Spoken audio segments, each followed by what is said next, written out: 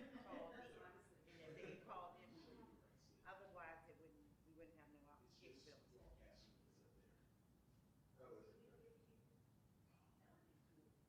All right, let's move on. Let's go ahead and call the meeting to order. Jack, will you please call the roll? Dr. Miller, Here. Mr. Cruz, Mr. Patterson, Present. Ms. Honeycutt. Here. Ms. O'Connor. Thank you. Mr. Davenport. Yeah, Abby, I think. Ms. Johnson. You got it. Ms. Did- O'Connor. Yes, here. All right, the agenda has been distributed. Are there any corrections? I move that we adopt the agenda as presented. Okay. Second. By voice acclamation, all those in favor of approving the agenda, please say aye. Aye. Any opposed? All right, the motion passes. The next item of business is our annual organizational meeting, the election of officers. Nominations are now in order for the office of chairperson. I move that we approve, nominate John Miller to continue as chairperson. Second. Okay, thank you very much. Who was the second by? Ms. Honeycutt. Ms. Honeycutt. Are there any further nominations? Do we want to, are we doing all at once? Well, I was just going to kind of close the nominations for each position, and then we'll kind of go all at once. If not, the nominations for chairperson are closed. The next item of business is a nomination election of vice chairperson. Nominations are now in order for the office of vice chairperson. I nominate Kim. I second Kim Patterson. Thank you. I've had a long day. I'm sorry, Kim. Are there any further nominations for the office of vice chairperson? If not, nominations are closed. Next item of business is nominations for the election of secretary. Nominations are now in order for the office of secretary. I nominate Abby O'Connor. I second that. Are there any further nominations?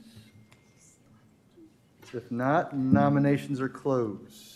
So we have nominated John Miller for chairperson, Cameron Patterson for vice chairperson, and Abigail O'Connor for secretary. Given that there is no opposition, Mr. Miller, Mr. Patterson, and Ms. O'Connor are elected by acclamation. Thank you very much for your service, or your willingness to serve. Next item of business is the consideration of minutes for the tonight's meeting. The minutes have been distributed.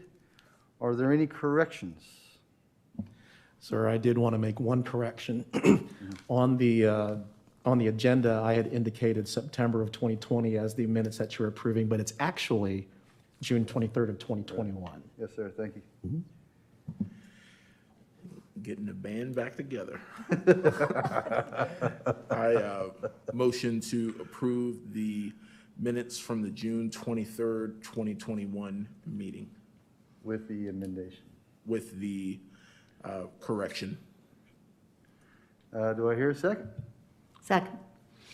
By voice acclamation, all those in favor of approving the minutes for the Wednesday, January 19th meeting, please say aye. Aye. Okay, the motion passes. Next item of business is public participation. Mr. Pambit, have there been any requests to speak? Any submitted comments? No, I haven't received any submitted comments or any phone calls or any comments otherwise. So any comments that would be made tonight would be made now. Okay. All right. I guess the one we did receive is from you as part of the memo. That was the prefatory information for our meeting this evening. Welcome aboard, welcome to Farmville. We're thrilled to have you and your experience, and we look forward to working with you and learning from you. And again, if there's anything that we can do, please let us know. Thank you, Mr. Chairman. It is truly a privilege to be here.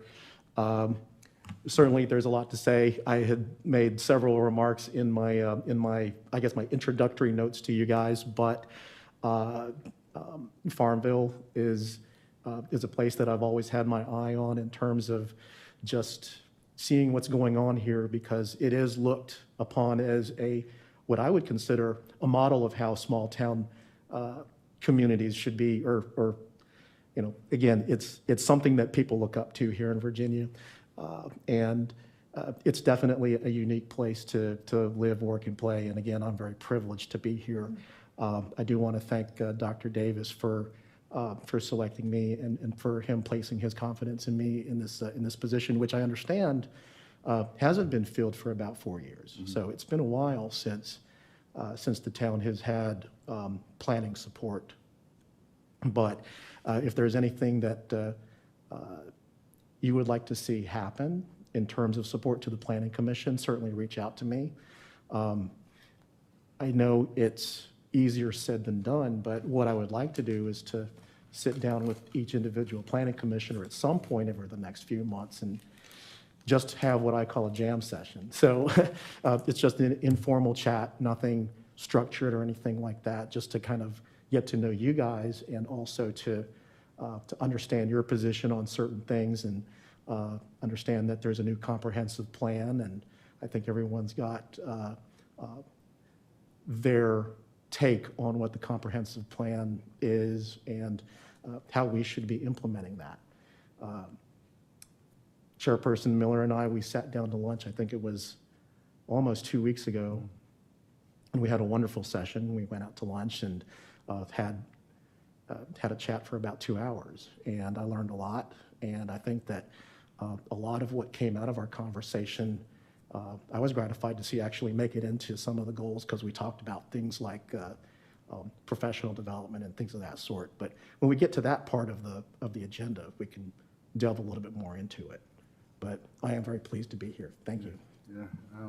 Again, we got a wonderful committee that, again, speaks to, was involved not just in the comprehensive plan, but before and since then, represent the many aspects of town. Just looking to my left and right, Jane with Habitat and affordable housing is just a wealth of knowledge, and Sherry and her experience in real estate, speaking about economic development. So, the support and information we can provide you, in addition to our vision, would be, I'd encourage everyone to please find the time and sit down with Ms. Pambid. Thank you. Speaking of goals, we'll pass over old business since there is none. Our next item of business, a new business, is the consideration and adoption of our annual report and our 2022 goals. Did anyone see any, before we get to the goals, which Mr. Pambid alluded to a few minutes ago, did anyone see any errors or omissions in our report in terms of what we accomplished last year? Yeah, just one correction I saw on the very front where it lists all of us numbers. My address has changed. Okay.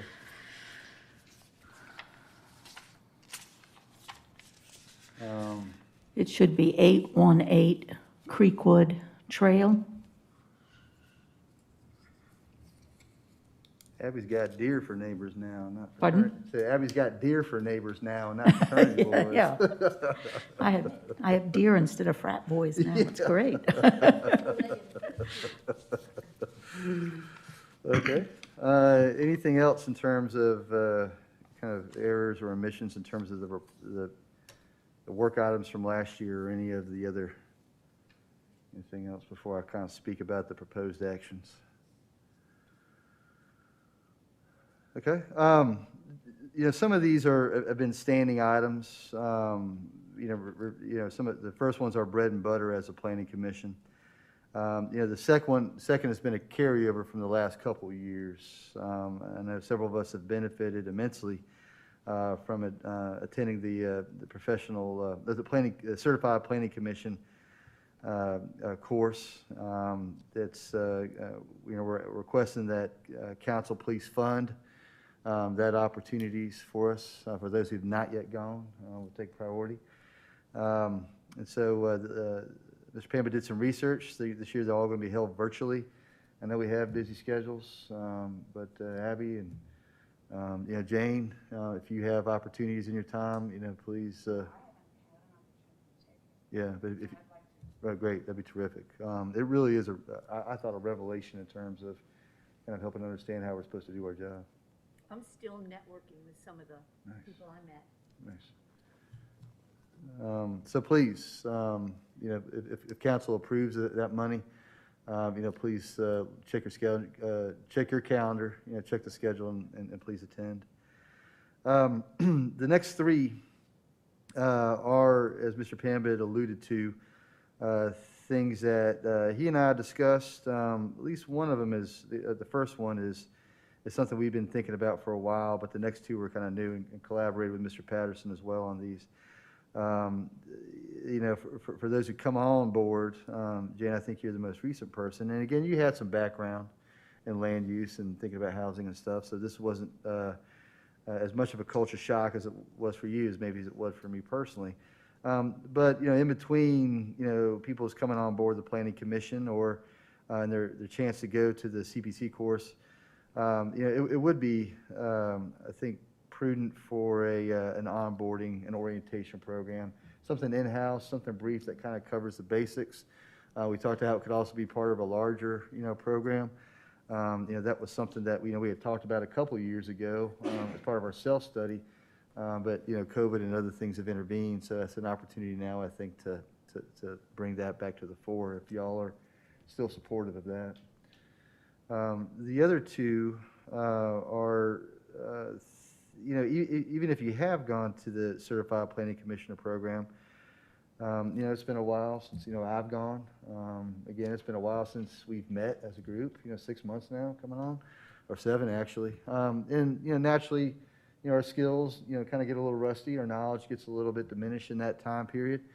And so Mr. Pamit and Mr. Patterson and I were thinking about, well, what are some opportunities for us to not only keep our knowledge fresh, but also stay up to speed on new patterns, new trends, new developments in community planning. We haven't really kind of fleshed this out in too much detail. We kind of batted around everything from, those curated reading lists, perhaps in advance of meetings, maybe pertaining to specific topics on the agenda or just kind of news, to big question mark.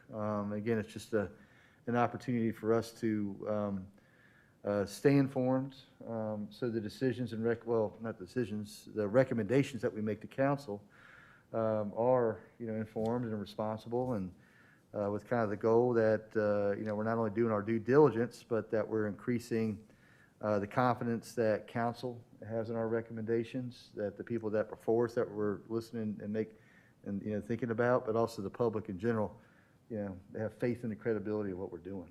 So that's kind of the motivation behind that. And again, please jump in and add anything else if I'm omitting parts of the conversations that we've had.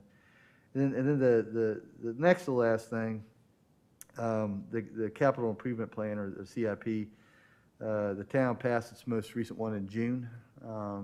CIPs are an important planning tool, a connection between the comprehensive plan and its implementation.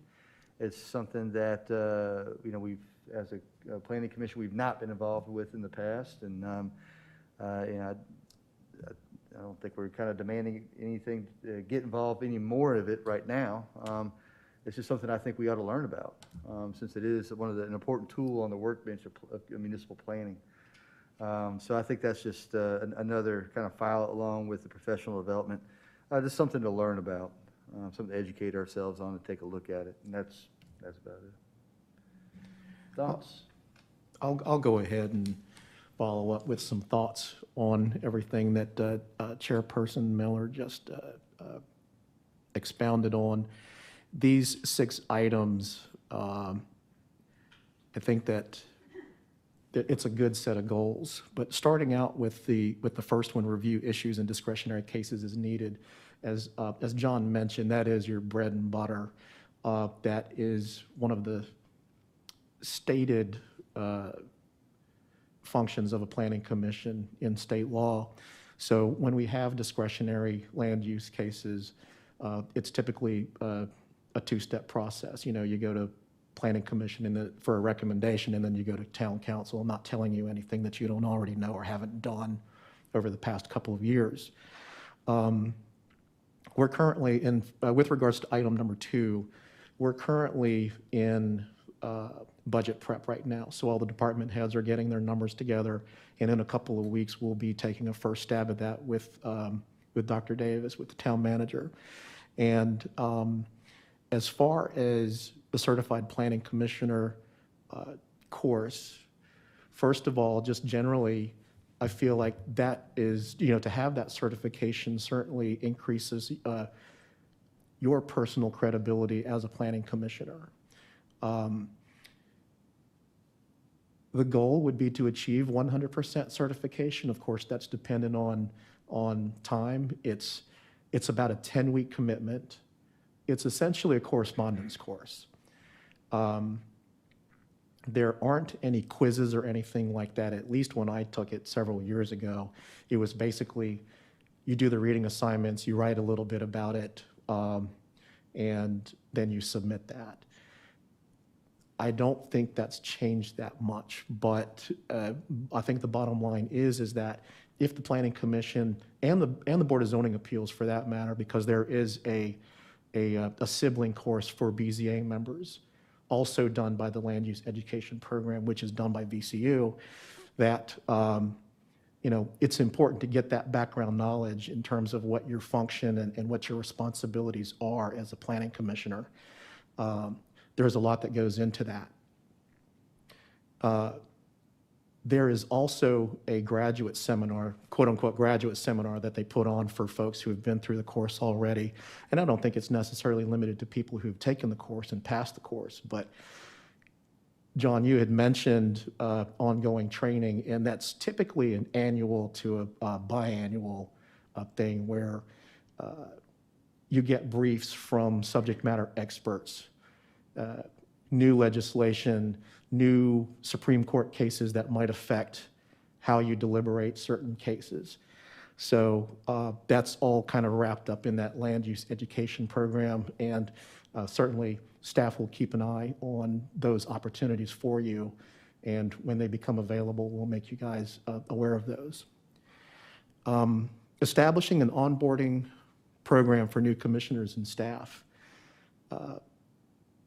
I think if you can formalize, and a lot of this is about formalizing things that have probably been rattling around in your minds and that kind of thing, but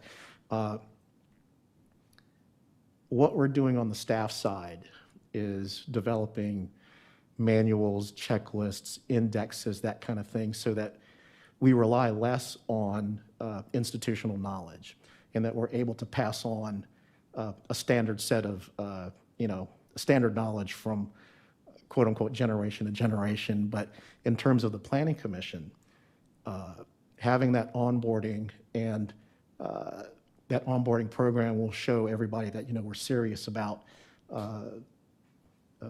our jobs, learning, and that kind of thing. So I think that it's a fairly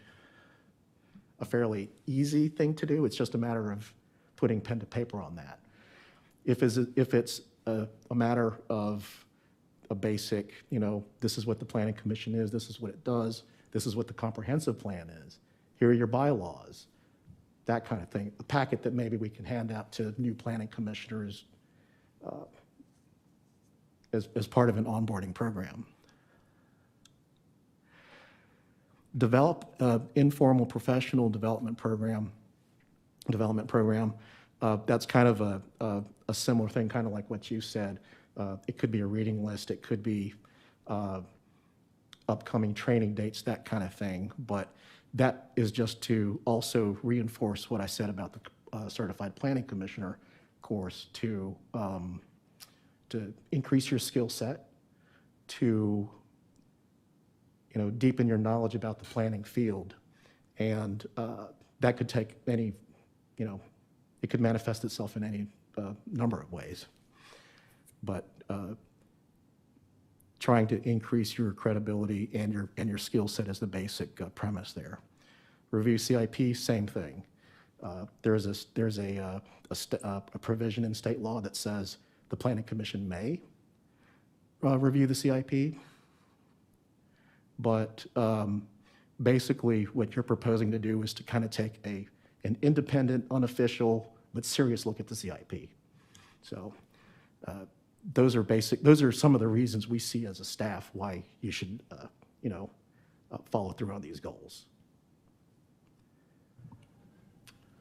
Appreciate that feedback. When I look at these goals, I think ultimately they represent our desire to be heavily engaged in this work as planning commissioners. I think we would all probably, or at least I would enjoy not having to take 6 months off because there's no action for us to consider. But I think that even in the midst of the critical work of reviewing those issues and matters that come before us, I think these other goals allow us to keep that engagement as well.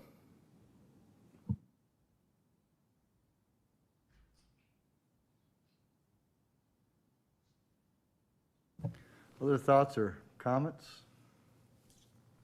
Feedback? Again, there is these are conceptual, proposed action items. Again, they need to be fleshed out in detail. I'll continue working with Mr. Pambid and Cam and Abby, if you'd like to be as well. But again, it's also on these meetings that Mr. Pambid has offered to have with us individually. If there's things that kind of come to mind or ideas you have and what kind of shape this takes in a timeline, please share those or please share those with me as well. But thank you very much again. Do we need a motion to approve? We do. Well, I will offer a motion to approve the 2021 annual report and 2022 goals as presented. Do I have a second? Yes, to transmit those to council. Right. I will adjust that motion to say that we will transmit to council the 2021 annual report and 2022 goals as presented. Do I have a second? Second. Okay. Any further discussion? Then, by voice acclamation, all those in favor of approving the report and goals and transmitting those to council, please say aye. Aye. Aye. Any opposed? The motion passes. The next item of business is the consideration and adoption of our 2022 meeting dates, which are on the back of the packet, beginning with Wednesday, February 16th.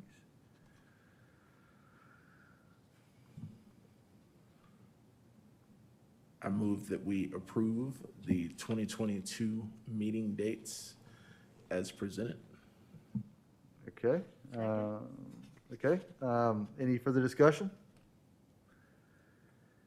By voice acclamation, all those in favor of adopting the 2022 meeting dates, please say aye. Aye. Any opposed? The motion passes. Yes. I'll make a couple of remarks about the meeting dates. Certainly. Just to get these on the record, but your meetings are held on the third Wednesday of each month. It's a uniform and easily remembered date, but as if I understand how your calendar went this past calendar year, or how your schedule went this past calendar year, you didn't meet every month, which is understandable given the current circumstances. I'll tell you, what I'm accustomed to doing is contacting whichever board or commission chairperson and coordinating with them as to whether or not we need to meet that month. So it won't be a last-minute decision. Usually that conversation, I like for that conversation to take place about 2 or 3 weeks before the meeting. Now, you'll also see on the screen a bullet point for preliminary agendas. I'm also accustomed to sending out preliminary agendas about 3 weeks out. And what that does, it gives you a peek into what the staff has received or has not received in terms of discretionary land use cases or issues, or maybe somebody has sent a letter addressed to the Planning Commission that the Planning Commission should, that needs to discuss, or, any number of issues that might crop up that would necessitate the Planning Commission to convene and to deliberate whatever. But sometimes also, I also explain this as just a little primer for maybe you're in the grocery store and someone walks up to you and says, hey, have you heard about such and such application? And if I don't tell you a week before the meeting, and all of a sudden you get this packet, that's kind of one of my justifications or reasons for sending out a preliminary agenda. Yes, it is a little bit more work for the staff, but I'm used to it. And I think that will keep you involved and engaged, but also it'll let you know a little bit sooner whether or not you're going to be meeting. And of course, that will be, the staff will discuss with the chair, or if you're not available, then I'll discuss it with the vice chair. But I hope that meets with your approval. I will also mention, as of yesterday, we had received one application for a conditional use permit. So you will be meeting in February. Yeah.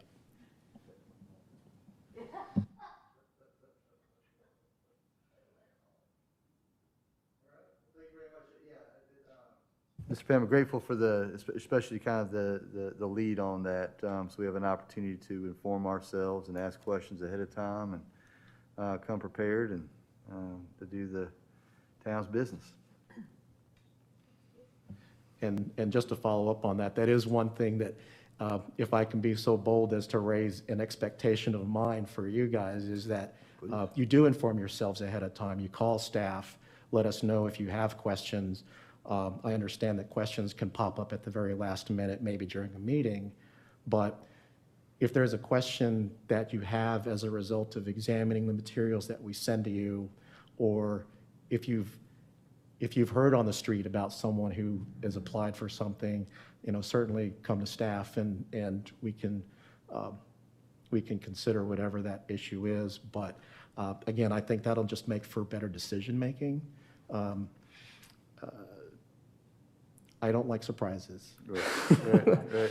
And of course, I understand that again, questions do pop up at the last minute, but if there's something that we can provide you with a thoughtful response in advance, as opposed to trying to piece something together at the last minute or in the heat of the moment, then I would certainly appreciate the former, being able to provide you with a thoughtful explanation or answer, or have an opportunity to research something.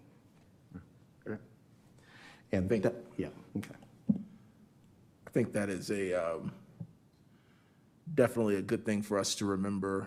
And then, if we're sharing that info with you, sometimes we might restate the question in the public body, just so that the public knows that we're keeping those thoughts at the forefront. But I definitely like the idea of us being able to come to the table with a more thought out response. So thank you.